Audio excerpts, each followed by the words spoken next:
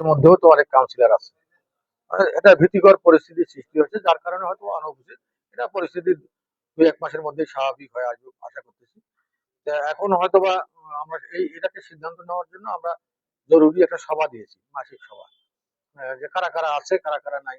তার কারণ ওখানে প্রত্যেক কাউন্সিলরের ওখানে আমাদের সিটি কর্পোরেশন থেকে অফিস, ল্যাপটপ, হ্যাঁ, কম্পিউটার, হ্যাঁ, আমাদের অন্যান্য যে লোকাল উদ্যোক্তা আছে, হ্যাঁ, তাদের কাছে রিপোর্টটাও আমরা পাবো। তখন এটা বিবেচনায় নেওয়া যাবে। যদি লং টাইম থাকে, লং টাইম যদি কেউ না আসে, তখন অল্টারনেটিভ ব্যবস্থা নেওয়ার সুযোগ আছে। কারণ যদি একজন ৩ মাস না থাকে, তাহলে তার পাশের যে ওয়ার্ডের কাউন্সিলর সে দায়িত্ব পালন করবে। এখন এটা একটা স্বাভাবিক অবস্থা না তো এখন। এখন প্রশাসনিক যন্ত্রগুলা টোটালি একটা মাজা ভাঙার মতো অবস্থা হয়েছে। এটাকে রিপেয়ার করে যখন ঠিক হয়ে যাবে, আমি মনে করি যে তখন ট্রেস করা যাবে যে কারা কারা নাই। তখন সাধারণ মানুষের সেবাটা বঞ্চিত করা যাবে না। সাধারণ মানুষের সেবা যেমন আমাদের ওএমএস কার্যক্রম আছে, আমাদের টিসিবি কার্যক্রম আছে। এই কার্যক্রমগুলোতে আমাদের দায়িত্ব পালন করে মূলত কাউন্সিলররা, কাউন্সিলর এবং সরকারের যারা নিয়োজিত কর্মকর্তারা। তাদের এই কর্মসূচিগুলা পালন করতে গেলে আমাদের দরকার হলো ওয়ার্ড কাউন্সিলরের। হ্যাঁ, এখানে কিন্তু মেয়র এটাকে হ্যান্ডেল করে না। তো সে জায়গায় ওয়ার্ড কাউন্সিলরদের অনেক অনেক গুরুত্ব আছে।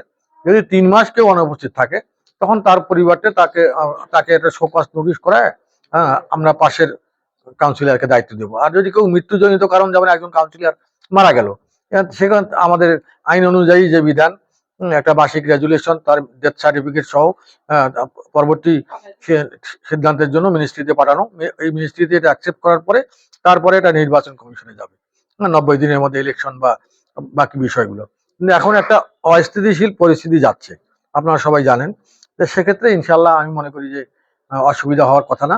আর যে সরকারি যে যেমন বয়স্ক ভাতা, বিধবা ভাতা, আমাদের ওএমএস কার্যক্রম, টিসিবি কার্যক্রম, হ্যাঁ, এই কার্যক্রমগুলা পরিচালনা করার জন্য অলরেডি আমরা লোক ডিপুট করে দিয়েছি।